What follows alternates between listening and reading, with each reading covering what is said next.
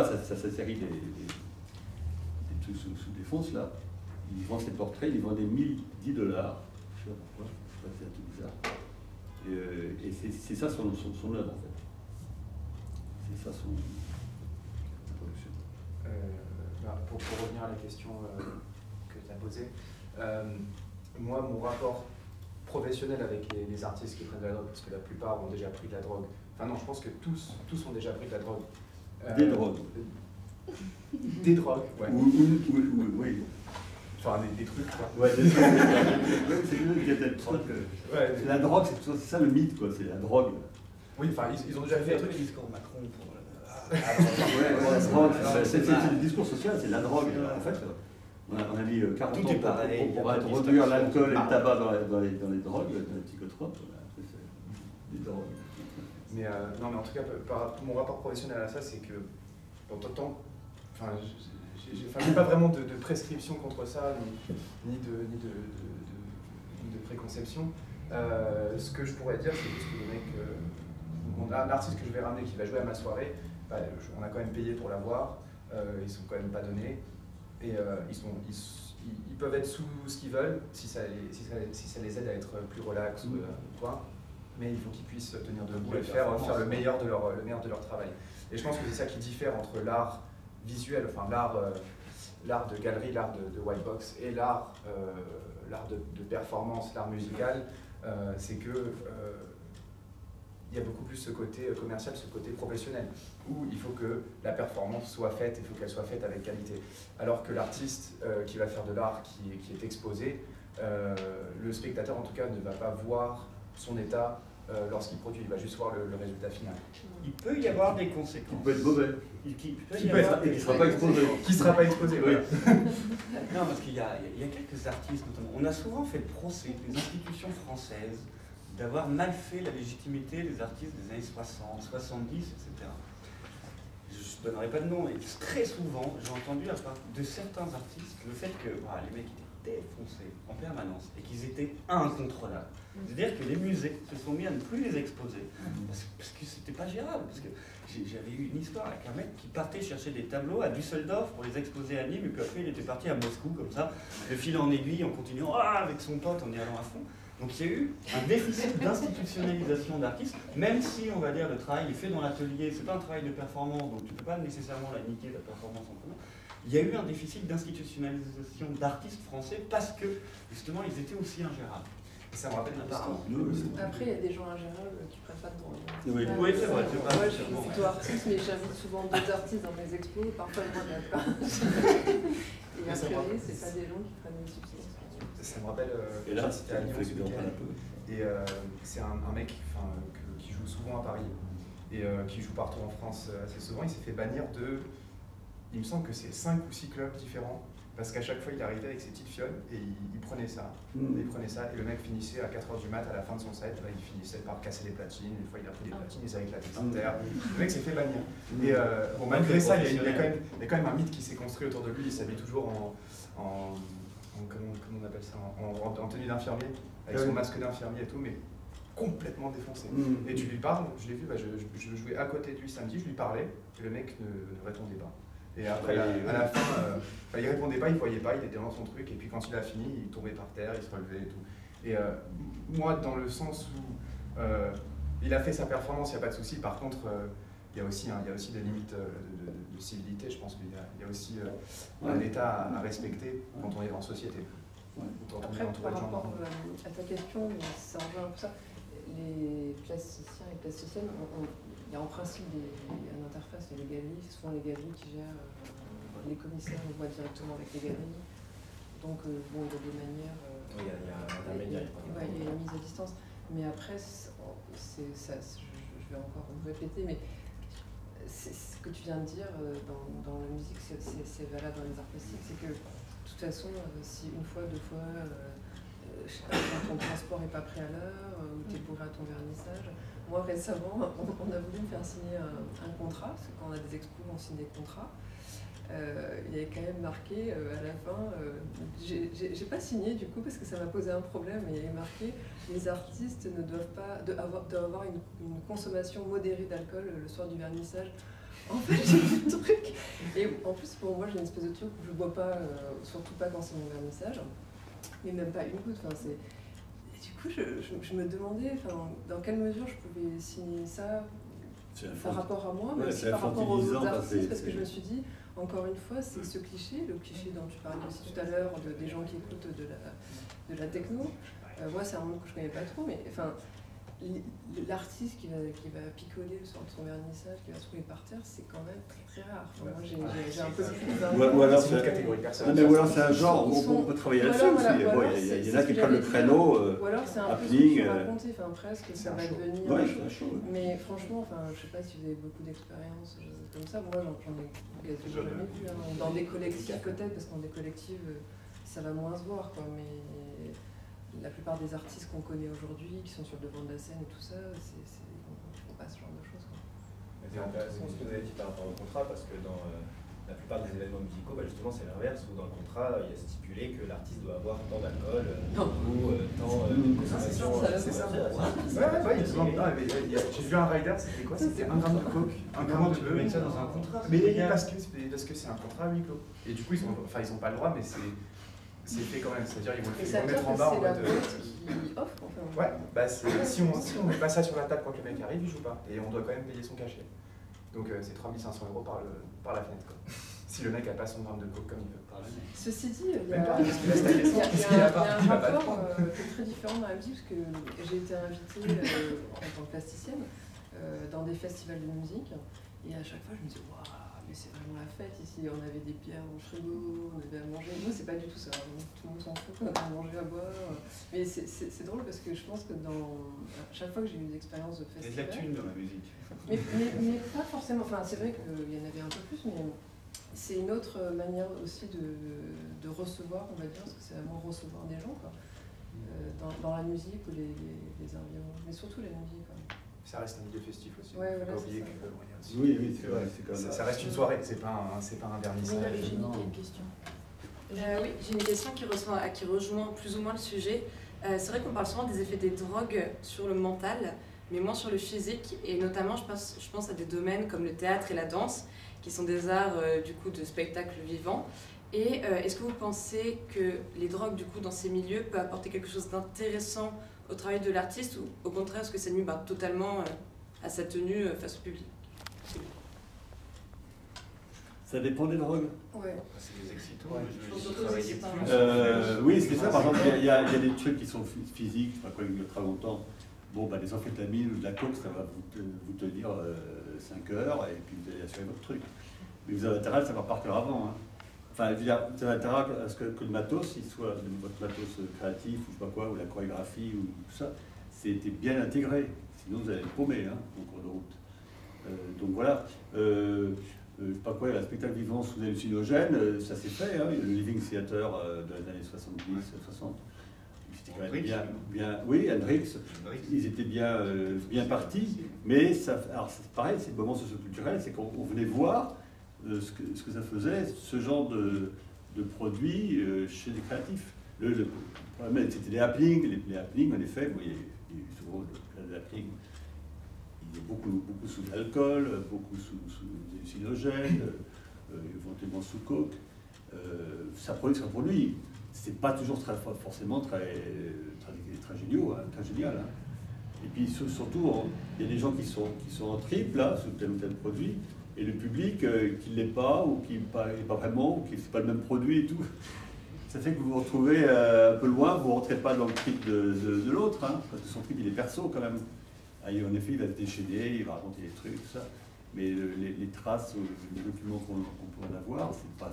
Vous ne comprenez pas grand chose, à part sauf que c'était chaud, que c'était rigolo et que voilà, ils se sont bien éclatés, quoi. Mais ça en fait pas forcément une œuvre, sauf que cette œuvre-là, c'est en effet mettre en jeu les interdits, les codes, tout un tas de choses. Ça joue là-dessus. Une dimension politique. Voilà, une dimension politique, voilà, c'est ça, faire péter la bourgeoisie, tout ça. Sauf que le produit final, il compte pas tellement. Ce qui compte, c'est en effet l'énergie qui a été déployée à ce moment-là, ce qui est sorti comme histoire. Mais juste par rapport. Moi, je connais mieux le monde de l'opéra, par exemple. Et on pense que dans le milieu de l'opéra, personne boit, personne fume, et que tout le monde fait très attention, il y a une espèce d'image comme ça. Et en fait, il y a plein d'alcooliques, il y a plein de gens qui prennent des tas de produits avant d'aller chanter. Et justement, sur ce que les produits, soit l'effet que peuvent avoir certains produits, par exemple les basses, il y en a beaucoup qui boivent beaucoup d'alcool, parce qu'en fait, ça rend la voix plus grave. Et avec le temps, ouais, le blues et le... Mais si tu veux, dans l'opéra, c'est vraiment pas l'image qu'on a des chanteurs d'opéra. On a toujours l'image qui font tout le temps attention, qui mangent que des trucs. Donc c'est assez. C'est pas donné à voir, c'est pas promu en fait, comme ça peut être dans la musique. Ouais, pas du tout. C'est même Bah, assez mal vu. politiquement, c'est mieux effectivement dans C'est assez l'opéra mal de pas vu. annoncer. Mais d'ailleurs, il y a beaucoup une de addiction. chanteurs d'opéra qui vont prendre plutôt des drogues légales aussi, mais au final, qui vont être dans des états assez similaires. Mais bon, beaucoup d'alcool quand même. Mais c'est pas un style revendicateur. Non, c'est Donc ça, pas du tout. Tu vas pas avoir le mec comme ça qui va monter sur la table et tout. C'est pas partagé comme Mais après, quand ça se sait, parce qu'il y a quand même il y a des choses qui se savent, ça peut donner un côté cool parce que justement c'est tellement loin de l'image qu'on a que pour certains il reste chanteurs, un peu humain. Il reste un peu humain. Oui, mais... Par exemple, les chanteurs d'opéra, ils viennent de mourir sur scène là, pendant 5 heures à tout donner, ils sortent, ils fument, que c'est pas possible, les gens font oh, ils fument. Et là, t'as tous les fans qui attendent. Et en fait, c'est assez drôle parce que c'est vraiment. Oui, c'est une image qu'on veut pas avoir, mais après, j'en fais ah ouais, il est cool. Enfin, cette son, c'est très étrange. Ça revient à ce qu'on disait aussi tout à l'heure sur la fascination, la question que tu posais, quoi. Pourquoi finalement on a cette fascination j'ai pas la réponse, mais oui. Peut-être que, en tout cas pour les drogues illégales, il y a une partie de nous, je pense, qui est fascinée par les drogues illégales justement parce que c'est illégal et parce que là, le fait que ce soit interdit, ça attire les gens. C'est une partie, ça c'est sûr. Je pense que c'est une partie de la réponse. Beaucoup la recherche de verticalité quand même. Pour moi, d'état modifié de conscience, c'est la fascination d'un vrai inconnu en fait. Plus de ce ressort-là. Oui, puis de la mise en danger, dont tu parlais tout à l'heure. Oui, mais inversement aussi. C'est que c'est la notion de pharmacone. C'est-à-dire que c'est des psychotropes de tous les produits, y compris l'aspirine ou le petit pois. Il y a des effets positifs. Et puis on va penser au vif qu'il y a aussi des effets négatifs. Les chanteurs d'opéra, je ne sais pas si vous imaginez, moi je ne suis pas chanteur d'opéra, mais la tension qu'il y a là-dessus, la responsabilité qu'ils ont, je sais pas, les grands airs d'opéra et tout ça, quand ça arrive votre tour et que vous devez faire le contre-ut et le machin et tenir toute la distance, l'opéra qui dure 3 heures, où il y a je ne sais pas combien, 1000, 2000, 3000 personnes qui vous écoutent, où c'est enregistré, c'est une concentration d'angoisse, enfin, je sais pas quoi, de responsabilité qui est monstrueuse, hein, parce qu'un type qui fait son tableau sur l'atelier, il le sort, bon, il y a une temporalité qui est complètement différente, bon, on n'aime pas, bon, il remballe. Là, ça se casse la gueule, tout l'opéra se casse la gueule, si on rate son air, ou si on rate son prestation, et donc il y a de quoi utiliser l'alcool pour vous calmer un peu, la clope pour vous, je sais pas quoi, faire tel ou tel effet. Déjà, ils sont dans un état. Ils sont dans un état invraisemblable. Ils sont l'état d'un chanteur pendant 3 heures, ou d'un danseur, ou d'un théâtreux. C'est un sacré trip. Hein. D'ailleurs, les danseurs, les danseurs, ils fument beaucoup aussi. Pour redescendre de ça, je pense qu'il y a des produits qui sont très très bien. C'est un traitement. C'est un traitement. Mais après, c'est un peu ce que tu disais tout à l'heure aussi. Moi, j'ai toujours pensé, pour avoir beaucoup fréquenté des gens de la scène, j'ai toujours pensé que quelque part, nous, on avait de la chance parce qu'on peut justement être mal à l'atelier, on peut être mal où on veut, quoi. Mais la mise à nu est différente. On se met à nu quand on fait une expo, mais on n'a pas cette espèce de tension dont tu parles là, où quelqu'un va attendre pendant tout un opéra un air. Si tu rates cette note, on va retenir que ça. On va pas retenir que tu as super bien chanté pendant 3 heures. Tu auras raté ça. Et je pense que c'est pareil dans ce que tu fais. C'est moins de pression quand même. C'est moins de pression, mais. C'est sûr qu'il y a moins de. Alors oui, parce que toi, tu es vraiment spécialisé dans l'électronique. Mais dans le rock, ouais, c'est clair que. Ça me rappelle les Grateful Dead, c'était un groupe de rock psychédélique des années 60. Et eux, leur truc, c'était vraiment juste avant. On parlait. Je sais pas si on en a parlé. On parlait de drogue de synthèse. Et ils prenaient des drogues de synthèse, des psychotropes de synthèse, tous ensemble. Pour revenir aussi au trip collectif, au trip perso, ils prenaient tous ensemble dans la même salle, 1 heure avant, et après ils montaient sur scène, ils étaient habillés, je crois, ils étaient habillés en squelette et tout, ils faisaient n'importe quoi, ils improvisaient complètement, Et du coup, ça retire un petit peu ce côté de stress, ce côté de prise de drogue pour faire baisser la tension. C'était vraiment juste parce que... prise en condition, oui. C'était prise en condition, mais c'était même pas la présentation de la drogue en elle-même, c'était juste, ils avaient besoin de ça pour pouvoir faire leur art. Et c'était... Oui, et ça vient de personne. Hein. Voilà, et c'est ça. Ouais, il le disait à la personne, enfin ça s'entendait, ça se sentait. Oui, oui, mais c'était pas dit en mode, voilà, c'est le groupe qui prend de la drogue, qui prend du 25i ou je sais pas quoi, pour faire leur performance. Et ce que tu dis sur les performances, moi j'ai un neveu qui était bassiste dans un groupe de rock, et puis un jour il a chanté sur scène. Et il a dit que c'était le truc le plus extraordinaire de sa vie. Il ne chantait pas, bon, il était juste bassiste, voilà, bon, puis il y avait un ou deux autres chanteurs. Là, il a chanté un morceau, il est sorti de là en disant putain, mais c'était génial. C'est-à-dire qu'en effet, on n'a pas ce risque-là sur les plasticiens, par exemple, mais on n'a pas ce bonheur-là et cette excitation-là aussi. Hein. Et moi, je suis un peu. Moi, j'aurais bien aimé être chanteur de rock. Mais j'y arrive pas. Puis bon, voilà, je passe autre chose. Mais il y a une sorte aussi d'intensité, d'excitation et de vrai plaisir. Hein. C'est démon. Mais l'excitation, justement, tout à l'heure, je voulais en parler, puis on est parti. Ce que je voulais dire tout à l'heure, c'est que par rapport à la prise ou non de substances, on peut arriver à des états qui sont peut-être pas similaires, mais moi je sais que parfois j'ai des moments quand je suis en train de penser à un projet, c'est pas forcément être dans l'action de dessiner, où j'ai des moments de vraie excitation qui sont pour moi entre une excitation intellectuelle, j'aime pas trop le mot parce que ça fait un peu, mais bon, je sais pas d'autres mots. Une différence de pensée. Oui. Et voilà, et où le corps, tout d'un coup, ça déborde, quoi. Et je pense que la plupart des artistes, enfin en tout cas moi quand des étudiants me demandent dans des workshops comment on sait qu'on est artiste, comment on fait, je leur dis de toute façon si ça déborde pas, faut pas y aller parce que c'est trop dur. Quoi. Et moi cette urgence, je pensais que ça se calmait avec le temps, mais en fait c'est presque pire en fait. Je sais presque pas. mieux. Mais dans le sens. Je pense qu'on est accro à ça, nous, pour les artistes. Si vous pourriez penser que là au final est une drogue à part entière. Alors, c'était Duchamp qui disait que c'était une drogue dure. T'avais tous. Les intoxiqués d'adrénaline. Nietzsche qui disait que le matin et que l'odeur de la térébenthine était aussi forte que l'envie du petit déjeuner. C'est vachement bien. Hein. Ah, c'est très merveilleux. Ça s'appelle Polony, un philosophe, ça s'appelle l'ivresse de l'art. Au sujet du rapport de Nietzsche et de l'art. C'est très bien. Mais aussi des collectionneurs qui peuvent être peut-être totalement boulimiques, l'achat complètement compulsif. Mais c'est peut-être les plus. Au début du XXe siècle, on a raccroché le collectionnisme sur une pathologie en fait. C'est à partir de ce moment-là qu'on a parlé du collectionnisme comme pathologie. Oui. Il y a tellement de collectionneurs qui parlent de ça, effectivement. Ils sont frénétiques, là, qui compulsion d'achat. Effectivement. Et qu'on soit collectionneur d'art ou de timbre, en fait.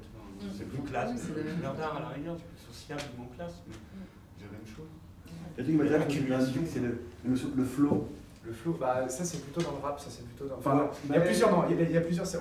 On peut appeler ça le flow, le mojo. Il y a plusieurs. En fait, dans le rap, le flow c'est la façon de rapper, c'est la façon de rythmer ses paroles.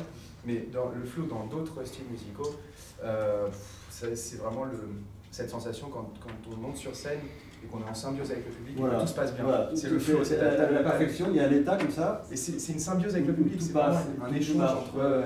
Enfin, c'est une drogue, hein. C'est une addiction, ça. On va devenir addict à ça. Oui, je pense que moi aussi, comme Jeanne, de temps en temps, putain, on a une idée, on voit comment on va le faire, on le fait, putain, c'est super bien.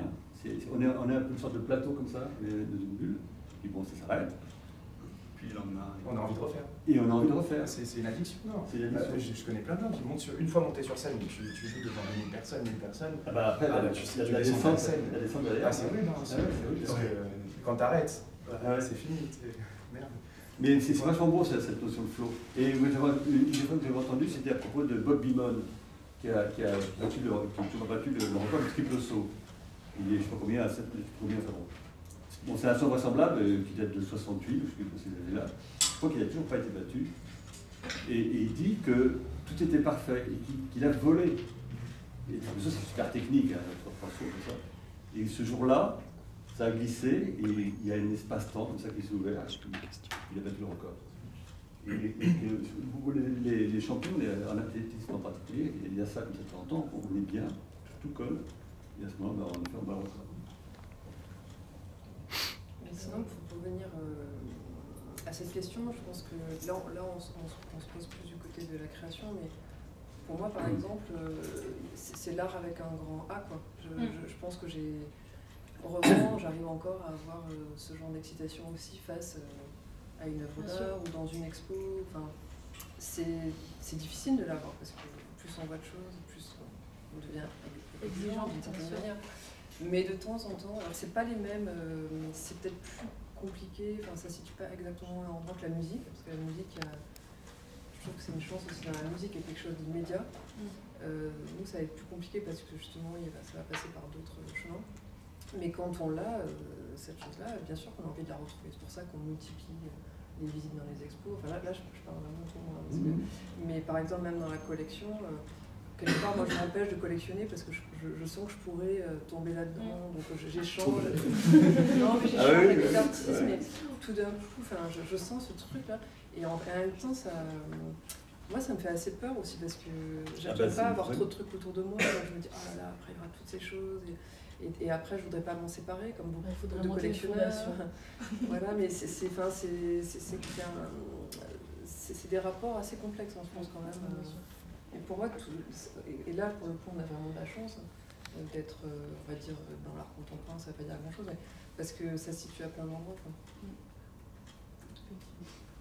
Est-ce que vous avez d'autres questions dans la salle ou pas du tout? Pas pour le moment. Ok. Du coup, cet engouement, en fait, cet engouement pour la drogue qu'on essaie d'expliquer, bon, qui n'est pas explicable, personnellement, je ne pense pas que ce soit dû au fait que ce soit illégal, parce qu'il y avait non. que ce soit légal. Enfin, la chose est, Pour les jeunes, si. Pour les jeunes, si. La société ne choisit pas C'est complètement. le premier motif. La société ne choisit pas complètement n'importe quel produit. Quand c'est Avec la catégorie illégale. Je pense qu'il y a quand même La première, une sorte d'injonction. Après, je pense que c'est plutôt une question de dépassement de soi et de tester des capacités, des sensations qu'on ne pourrait pas vivre autrement. Oui. Mais est-ce ou difficilement. Mais c'est moi ce que je voulais dire, c'est juste que la vie elle est brutale. Enfin, c'est bon, tout va bien, mais la vie, le monde est brutal. Donc je pense que tout le monde, voilà, encore une fois, je reviens sur cette notion de drogue légale et illégale, mais en fait on expérimente tous des choses. Enfin, personne ne peut dire je bois jamais, je prends jamais un médicament. Dire, tu prends un Xanax, tu te sens super bien, enfin pourquoi pas le faire de temps en temps. Alors ça peut passer par fumer un joint, chacun fait comme il veut et par rapport à sa propre histoire. Enfin, il y a des choses, jamais j'approcherai certaines choses parce qu'il y a trop d'histoires derrière.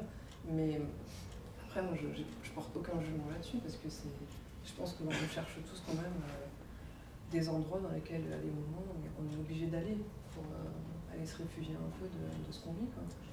Je pense que la fascination pour la drogue, elle est aussi liée à la frontière qu'il y aurait entre visible et au-delà du visible. C'est-à-dire que, notamment, en fait, surtout les psychotropes, en fait, qu'à un moment, on finit par voir une réalité qu'on n'a jamais vue et à se poser une question qui est fondamentale, c'est cette réalité existe-t-elle? C'est-à-dire que, je veux dire, n'importe quel psychotrope fait tutoyer les concepts, il n'y a aucun souci, il donne des clés de compréhension du monde.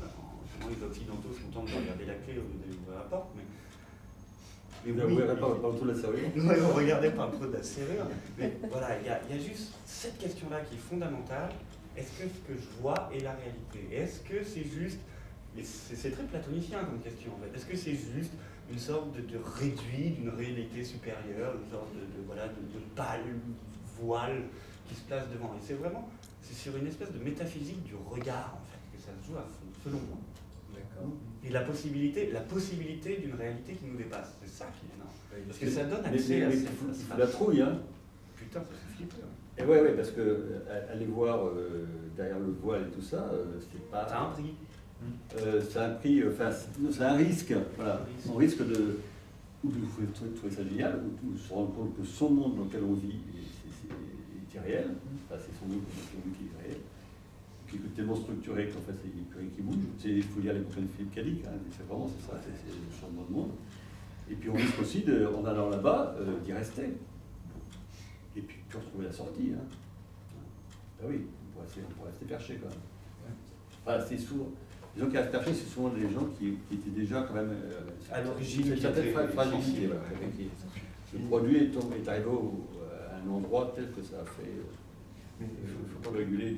Aussi, il n'y a pas que les psychotropes. Enfin, c'est une grande partie de la drogue, des drogues. Mais c'est pas. Je trouve qu'il y a aussi une sorte de concept de lâcher prise. Des gens qui prennent de la drogue, des artistes qui prennent de la drogue, vont très souvent. Ça va pas super bien au niveau financièrement, c'est pas foufou quoi. Bon, du coup, il y a beaucoup de problèmes qui s'accumulent, et puis d'un coup, ça tourne d'abord, ça commence à boire 2-3 verres, et puis ça prend un peu de drogue, et puis ça fume. Et je trouve que c'est aussi ça, c'est une sorte une façon de tomber dedans, et dès que ça va mieux, on a déjà ces habitudes, on ne les perd pas, parce qu'on se sent toujours mieux avec des drogues qui nous referment l'esprit, comme je sais pas, la cocaïne, fumer, ça fait arrêter de réfléchir, ça déstresse.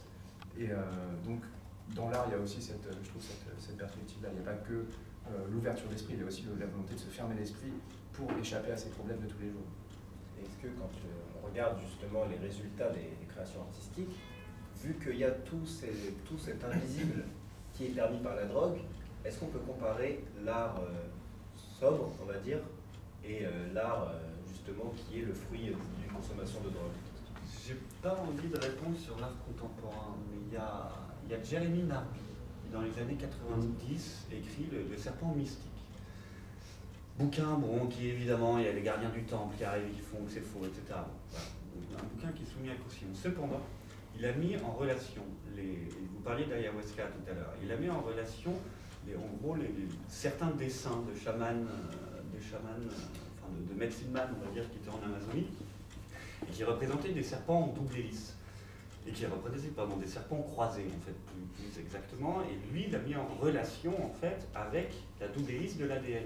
L'ayahuasca, en plus, étant une drogue, on va dire un produit, quand on le fait sous les chants d'un chaman ou sous les tambours d'un chaman, ça passe par une expérience de mort d'abord, et par après un recentrement dans le corps, c'est-à-dire qu'on descend au plus profond. Disons que possiblement, on va dire, les drogues pouvaient offrir, on va dire, une cognition qui était forte et des liens, en fait, des connaissances, une connaissance mythologique, symbolique, qui pouvaient être de véritables connaissances, en fait. Donc il y a un lien entre les deux, et l'art peut être une porte vers ça, et les produits, on va dire, peuvent être une porte vers, on va dire, des cognitions, je pense. Moi j'avais une question, parce que j'avais pu visiter l'exposition sur Jean-Michel Basquiat à la Fondation Louis Vuitton, et j'avais été très surprise. Il a vu mieux au Musée d'Art Moderne quelques années avant. Hein. Oui, et voilà, justement, j'ai été très surprise parce que... J'ai jamais mis les pieds, je ne mettrai jamais. Je comprends. C'est politique, hein, c'est pas esthétique. Et en fait, dans l'ensemble de l'exposition, le mot drogue n'apparaissait jamais. Alors là, il y a un vrai cas de réécriture historique qui est et faite ça, par la Fondation Basquiat. Il y a eu 2 cas récemment. Il y a eu un premier à Art Basel l'année dernière, où un marchand avait ressorti des dessins que Basquiat avait filés à son dealer pour avoir de la cam gratuite. Enfin, gratuite, de la cam contre des dessins. Et l'estate, du coup, a refusé, alors qu'on savait, historiquement, on avait les preuves que c'était bien des dessins de Basquiat. Ils ont refusé de les authentifier parce que on vit dans une époque peut-être un peu prude et que l'aura sulfureuse, on va dire, d'une prise de stupéfiants est mauvaise.